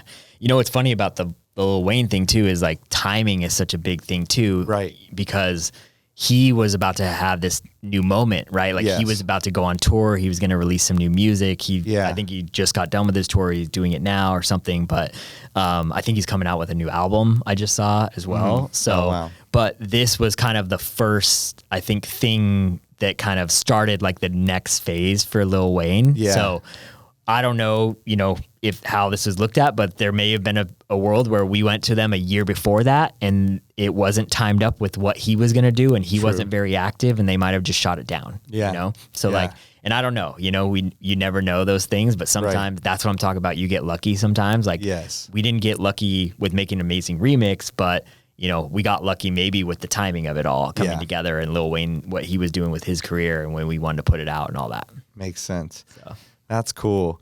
And what about, you have a crazy story from Coachella with Jamie Foxx and Tyga and Rich the Kid and Iggy Azalea and Katie Holmes. I do, yes. Weird grouping of humans. I know. When you hear all those names together, you're like, what? What is that? Can you tell us the story? Yeah, that was Party Favor playing Coachella. We were playing on the Sahara tent at the time. I think this was like 2017, maybe somewhere around there. All right. And so basically Coachella is a big moment for any artist, right? Like for a lot of people who don't know, a lot of times you only get to play Coachella like once, maybe twice in your career if you're lucky, right? It's not one of those festivals like EDC where you see all the DJs every year for the most same part. thing, right? Yeah. It's like you need to be hot at the moment, have a big moment going on, and then you get booked on Coachella, right? So making it to Coachella is a big deal. And a lot of people don't realize that like when you go into Coachella, you're doing that to create a moment for yourself and for your career. It's not really about the money that you're going to make off of it or anything. Right. Artists will come in and basically take a lot of the money, if not all the money that they get paid for the gig and spend it on the show. Right. Bringing in production and special talent and whatever it may be just to level it up, right? Right. You can go play on the stage with just a DJ booth and your CDJs if you want and not bring anything in, and that's fine and they'll let you do that. But ultimately, like, everybody else is bringing all this crazy stuff. So you got to kind of compete, like you said, it's for the moment. You want to take advantage of it. This is something that could live on forever and catapult you to a whole new level. Right. It's like a showcase of like who you are, to the world. Right. So especially with the live stream now. Like before, it was just you would go and be like, did you see that? Oh man, I saw Tame Impala next to this other band. But like now everyone on the planet Earth can watch it, record it, put it on their thing. It goes viral. Oh yeah. So I feel like it's next level. And it's such a premier festival that everybody pays attention to. Yeah. Right. And it's not like just an EDM festival, right? It's like, it's every genre. So there's only so many slots for even dance artists, right? To play there because, there's not 100 slots like there is at EDC or 300 slots or whatever. True. So we basically, I'm like, okay, let's make a big moment. So we put together some cool production. We got all this stuff going. We wanted to bring out some special guests. So we wanted to get creative with it. We wanted to bring out some people you wouldn't expect or whatever it may be. Yeah. And so I started reaching out to people I knew, connections, whatnot. And one of my friends is good friends with Jamie Foxx. I went to him. He ended up talking to Jamie. Jamie's like, I would love to come out to Coachella, right? So we basically made the deal with Jamie, had him come out first weekend. He ended up bringing Katie Holmes with him because they were dating at the time. Oh my God, I forgot about that. Yeah, I think it was like under wraps at the time, maybe. Right, I remember it was like a rumor. Yeah, we couldn't post a photo of them or anything like that, I think. That is a funny couple. Yeah, right. So she's like, who's the opposite of Tom Cruise? Yes. Jamie Foxx. Right. All right, let's go. Yep. That's nuts. So Jamie brought Katie, so they show up together, right? Then I got Tyga to come out with us. Tyga was dating Iggy Azalea at the time. Wow. So they come together, right? A lot of power couples going on here. I know. So Jamie and Tyga bring Katie Holmes and Iggy Azalea. And then we also had Rich the Kid come out. Right. We were doing a couple songs with him. I just texted to him and he ended up like being at Coachella and the day before. Then we brought all them out. We also brought out Alice in Wonderland for a set as well. Wow. And Jamie loved it the first weekend, so much that he hit us up for the second weekend. It was basically like, hey, can I come back the second weekend? So like, I didn't even have that planned, but he like wanted to come. So I'm like, yeah, of course you can come with us. So he came back the second weekend, performed the second weekend also. That's so dope. And that was that. And so there was a moment that we were like in the trailer and it was literally Jamie Foxx, Katie Holmes, Tyga, Iggy Azalea, Alice in Wonderland, Party Favor, just like all hanging out together. And I'm like, this is crazy. What's going on here? Yeah. I'm like looking around like, wow. That's incredible. Yeah. So. What about, how did you guys decide how much stage production to do, or how much money to put into it, or what even to do? Because like you said, it's like you could just bring the CDJs. I think I've seen people just do that. Right. And then you've seen people build the most insane thing ever where you can't even see where they are, you know, Yep, totally. inside of the structure. Yeah. It's, I mean, there's no answer to that. I think it's kind of like whatever you want to do as an artist. To me, it's like, that's the moment you go for it. Like you may never get that shot again, right? Yeah. So I'm like, look, almost like find creative people that can come up with these ideas that are even beyond your, if you don't have the ideas, right? Right. Totally. Yeah. You can work with a creative director. Like you work with like a show designer. A lot of times there's the visual element, right? You make custom visuals for your show. Right. So that's like a VJ doing that stuff. But yeah, there's a lot that goes into it. So visuals, I think, are one part of it.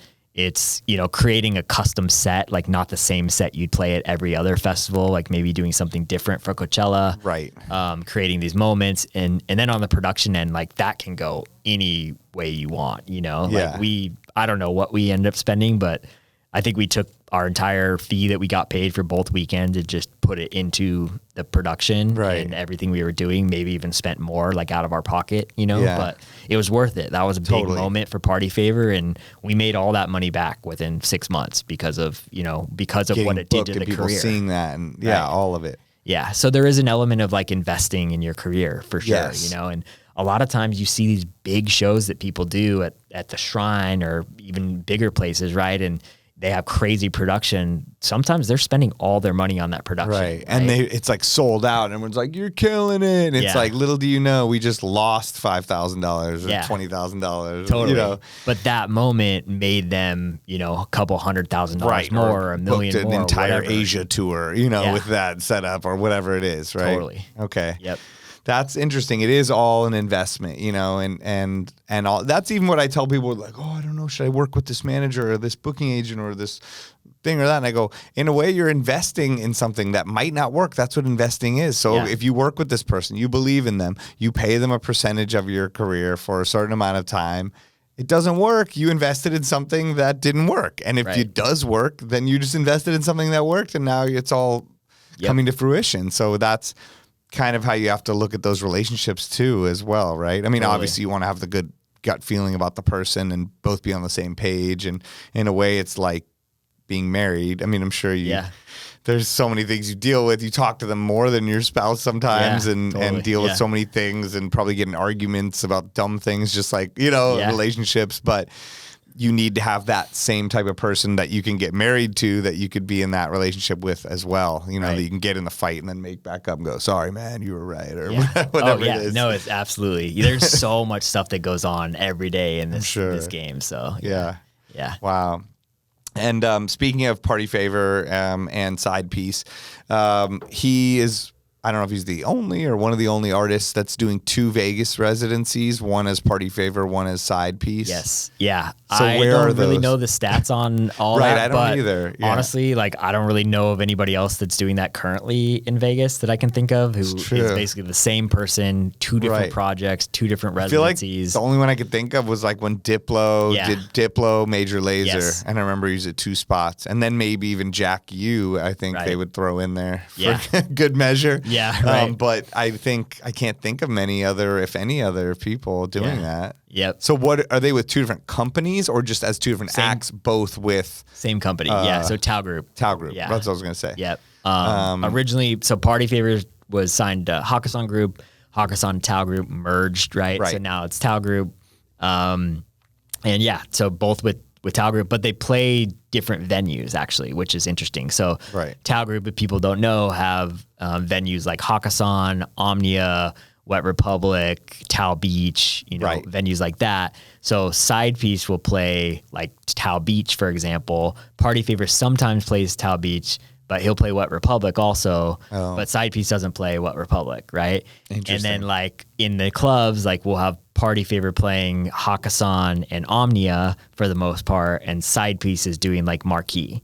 Right. So yeah, it just kind of depends on like the music genre, and like SIDEPIECE is more house, obviously, Right. And how they have their clubs programmed, but Which night it is, and I know it's all that. But Vegas is cool. I love, the Vegas residencies are great. It's like from LA, it's a 45-minute flight. You get off the plane, they pick you up in a car, they take you to the hotel. Yeah. Your room's ready for you. You get free dinner. Right. Yeah, it's great. They take care of you for sure. Yeah. No. It's definitely one of the pinnacles of being a DJ and dance music DJ, and being able to have a good deal in Vegas is one of the best things. It really is. Yeah. I think what a lot of people don't realize is Vegas is one of the only places that you can play like week after week, right? Yeah. Because every other market that you play in, you only really want to play there like once or twice a year. Right. Because once you've played there once, like fans aren't going to buy your tickets again if they just saw you last month. Right. But Vegas, in new Vegas, crowd every there's week. a new crowd every week coming. Yeah. Right. So it's like you're playing the market fresh every week, or however often you play. Yeah. So that's the beauty of Vegas. And that's why there's residencies in Vegas, but there's not residencies like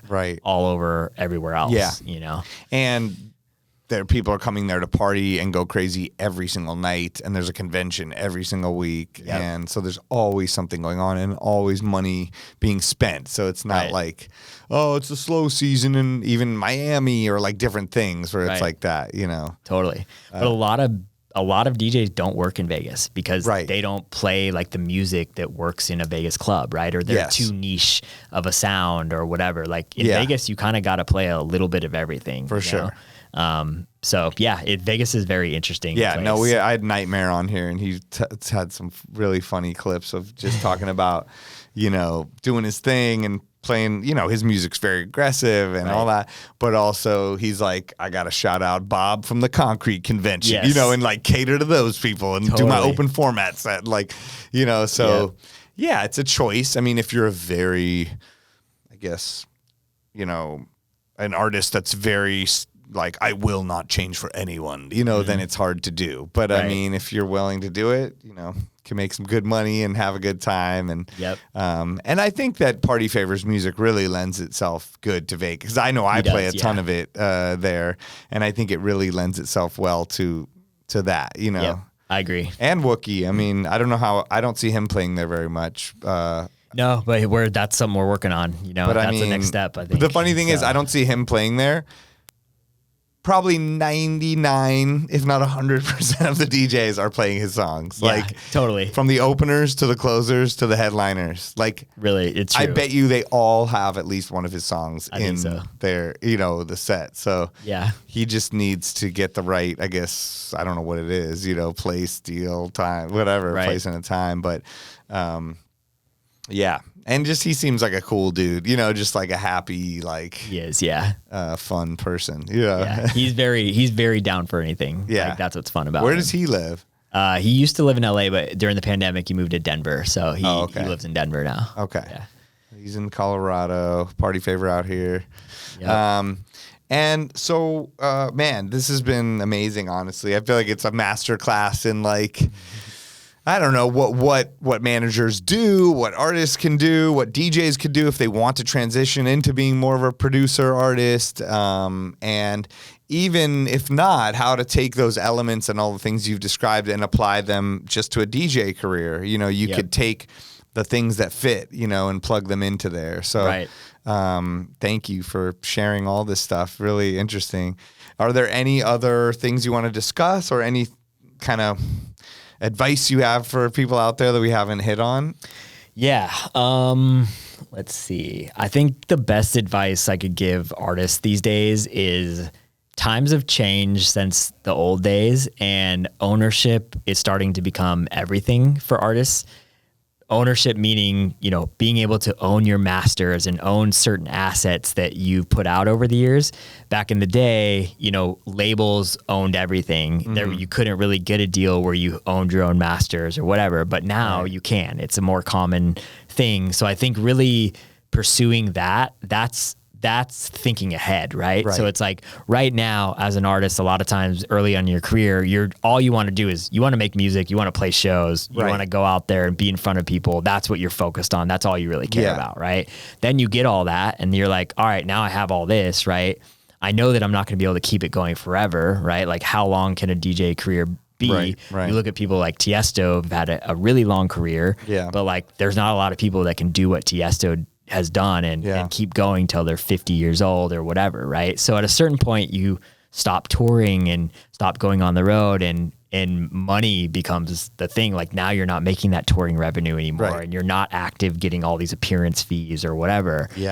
So how are you going to actually like set yourself up for retirement, right? If you weren't investing along the way or in smart things or whatever, owning your masters and having a catalog of music, both on the master side and even the publishing side, and being able to sell that one day if you want to, that's where you can really, retire off of this career. So such a good point. But I guess just on the other side, what about, do you think, and correct me if I'm wrong, but do you think sometimes people get too caught up in the business side before they're at that level? Yes. And they worry like, no, I was told to keep my masters, or I was told to not make this deal because my split isn't fair. When in reality, if you would have just put the song out with Diplo or whatever it is, you could have been catapulted to a whole new level where then you're making those deals. 100%. Is that true? Yes, absolutely, for sure. So sometimes just not being taken advantage of, and you attempt to try not to be taken advantage of, but sometimes just doing something, especially with the knowledge that you've worked this hard to get here and you have the skills to keep making new music. Music is infinite. You can keep making good things. Maybe it's good to take a deal that might be beneficial for, I know everyone makes fun of exposure, and yes, you don't want to do things for free and for exposure and get ripped off. But there are deals where it's like, okay, maybe it's not the best deal in your favor for your masters or for these things, but it can get you the exposure or whatever it is to get to the next level. And then you can make those deals. Then you can worry about the masters, owning the masters. That's a great point. Maybe you didn't own the masters on the first one. Hopefully it's not a BAPU that's getting licensed all the time after. But is that something people should totally, because I think early in your career, like you don't have the leverage to necessarily negotiate that or like own your own masters, right? So I think ask for it, like always ask for it. Like it's basically a license deal is what it's called, right? Where essentially what it is, a label gets to work a song and make money off it for a certain amount of time, like 10, 15 years. And then after that, you get the master back. Like they don't make money off the song anymore. You own it fully. You can do whatever you want with it, right? But I think ask the question first and foremost. And if you get turned down, then yes, at that point, look at where you're at in your career. If it's something that's going to help move your career forward and set you up for more opportunity in the future, then it's probably worth it to just do it. Don't worry about that percentage or owning that master now. Know that you'll get it later, right? Yeah. But eventually you'll get to a place where like everything going forward, like you can own all your masters because you have the leverage, and people want you and you're in demand. So they're going to give you that deal. Right. So, yep. That's cool. I think ultimately like there's a lot of opportunity that comes up for artists early on, and you really do kind of need to make the right decisions. And don't let money drive the career. Like ultimately for every decision you make is this helping my career? Is this going to be good for me long term? Right? Think that first, and then the money comes second. Yeah. Is this something you truly want to do? Because you might spend this might become your life, and you might spend a lot of time doing it, whether you get a ton of money or not. Are you going to end up being happy? Yeah, totally.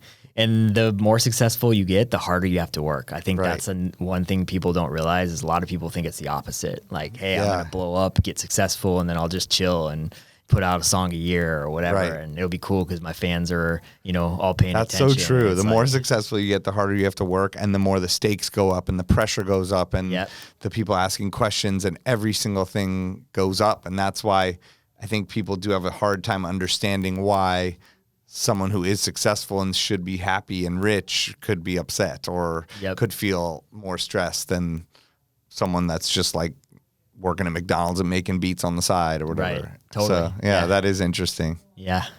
Wow. What about any future kind of goals or initiatives or things that you're working on for your company or clients or for yourself? Or I mean, look, I've been doing the management thing for a while. Good over a decade now, Yeah. right? I love it. It's great. It's fun. It's exciting. Yeah. I think as you get older, it gets harder and harder to be in this game, you know? Right. As you said, you work every day. Yeah, I work every day, Every about night. to have a kid, right? Yeah. There's all these things. So I'm really focused on trying to build other things now kind of around management that Yeah. help the management still and like all kind of work together, right? Right. So I'm starting a publishing company, for example. That's like something I'm super excited about. Yeah. Been working on it for a while so I can really help That's cool. artists like on the back end with their music and really, you know, maximize their catalog and things like that. Yeah. That'll help my current artists that I manage, plus allow me to work with other artists that I don't manage, right? Right. On a different level. So, you know, that's something, you know, maybe we'll do a label one day. You Yeah. know, that's maybe in the cards. You Right. know, no plans right now, but yeah. And then, you know, I have some other things I can't really talk about yet, but maybe we'll do another podcast. All good. And- when those and- launch, let me know. Yeah. All right. Well, Ryan, thank you so much for spreading all this knowledge, you know, on the podcast and beyond and taking the time to talk to us. I really appreciate it. Yeah. Thank you, man. This is fun. Yeah, for sure. Yeah. Really good time. All right. Well, hopefully I'll see you soon at one of the Wuki or Party Favor show or something. Yeah. You got to come out. Yeah, I mean, I'd love to. I mean, the good part is that I'm working a lot, so Yeah. I guess that's why I can't come. But on a night where I'm not, I'd love to come. SIDEPIECE plays the Shrine here on November 10th, I believe. So Oh, okay. if you're here, That's possible. out. Is that's a Friday or something? Or I think so. Yeah. I think I'm in. Yeah, that's possible. That actually might be my son's school camping trip. I just realized that Oh, wow. night. Okay. Talk about dad life Yeah. and having kids. Yeah. I'm like, Right. I could be at the Shrine with Party Favor and Nitty or in the woods with some kids. Yeah. I mean, I'm in I'll that same decide. boat. Our baby is due like 2 weeks after the Shrine. Oh my God. And like if the baby comes early, Right. like I might not even be able to go to the Shrine. That's you know, true. So. You'll be FaceTiming. But with it's them. crazy. Like that's the thing. Like that's our biggest show ever, right? SIDEPIECE playing the Shrine. That's It's the huge. biggest show we've ever done. Yeah. And I might have to miss it because of a life event I'm at. know. You know, so That's life. it is. That's life. Yeah, you pick your things, but some things. That's hard because I was going to say some things may never happen again in life, but that could be both of those. Yeah, totally. So Right. it's hard. Yep. Well, it's in LA. Maybe you'll find a way to do both. I Yeah, don't know. right. I'll go to the hospital. I think the baby will and wait. then- The baby will be like, "Oh, Dad has to go do that. Yeah. I'll wait a couple I'll weeks. come tomorrow." Yeah, Yeah. I feel it. The universe will make it happen. Yeah. Amazing. Thank you. Hopefully I can come to that show. If not, we'll figure out another one. And yeah, thanks again. All right. What a great episode. So much amazing information in there. A lot of gems were dropped. I hope you guys can get a lot out of it. If you have anyone that you think could get a lot out of it, please forward this episode to them. It's available everywhere where you can watch us on YouTube. You can listen to us on Spotify, Apple, all the places. Thank you guys for the support. The 20 podcast is produced by Beatsource. Join us next week for more interviews as we discuss music that matters to DJs. I'm DJ Spider signing off. Peace.